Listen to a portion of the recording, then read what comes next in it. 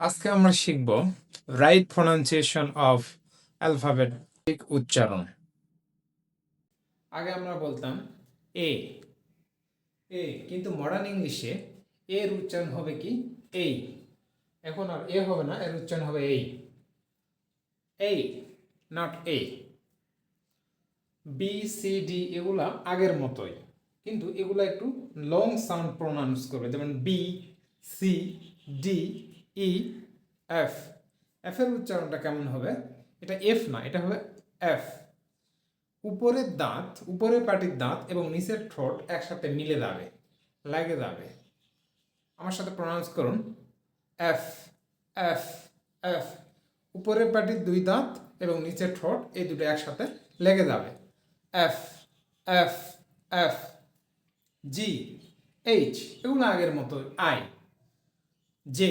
এখানে জে না, মডার্ন ইংলিশে হবে জেই, জেই নট জে, এটা হবে জেই।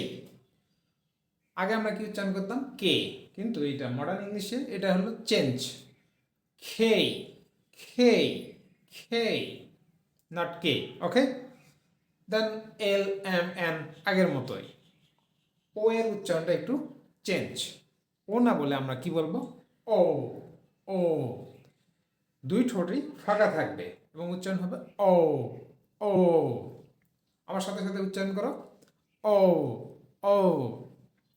পি, আমরা ভুলে যাব যে পি নামে কোনো অ্যালফাবেট ইংলিশে আছে। তাহলে কি উচ্চারণ হবে? সঠিক উচ্চারণ ইজ ফি ফি ফি। মুখ দিয়ে ফোর্সে জোর একটা বাতাস বের হয়, ফি ফি ফি। কিউ, কিউ এর উচ্চারণ হলো খিউ। মডার্ন ইংলিশে খিউ বলবো, আমরা কি বলবো? Q. Repeat with me everyone, repeat with me, Q খিউ।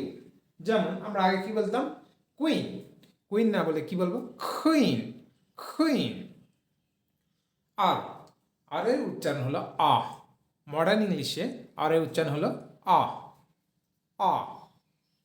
S, টি, টি না বলে আমরা কি বলবো? ঠি ঠি ঠি। যেমন টাইম, টেন, 20। তাহলে টি না বলবো, বললো ঠি। ইউ, ভি এর উচ্চারণ এবং এফ এর উচ্চারণ সিমিলার, ভি ভি ভি। উপরের পাটির দুই দাঁত এবং নিচের ঠোঁট একসাথে মিলে একটা কম্পন সৃষ্টি হবে, ভি ভি ভি। এফ এর সময় কি ছিল? এফ এর সময় বাতাস বের হতে ধরে, এফ এফ। আর ভি এর সময় একটা কম্পন সৃষ্টি হবে, ভি ভি। তারপরে কি আছে? ডাব্লু। মডার্ন ইংলিশে ডাব্লুর উচ্চারণ হবে ডাবল ইউ। কি উচ্চারণ হবে? Double U, double U. X Y Z, আমরা অনেকেই জেড এটাকে জেড বলতাম। আমি নিজে ছোটবেলায় শিখছি জেড, ওয়াই জেড, কিন্তু মডার্ন ইংলিশে এইটার উচ্চারণ হলো জেড, অথবা আমরা বলতে পারি জি। কি বলতে পারি? জি।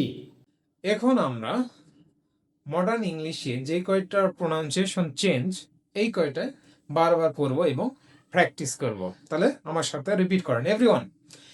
এই, J, K, O, P, Q, R, T, W, R, T, W, I J K O P Q R T W, I J K O P Q R T W.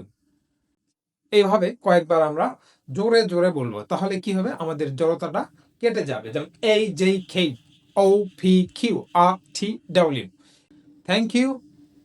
এবং যদি আগ্রহী হন, আমি এই ধরনের ভিডিও আরও বেশি বেশি দেওয়ার চেষ্টা করব আপনাদের আগ্রহ অনুযায়ী। এবং বলতে পারেন যে কোন রিলেটেড আপনারা ক্লাস চান, আমি আপনাদের জন্য ইনশাল্লাহ নিয়ে আসব।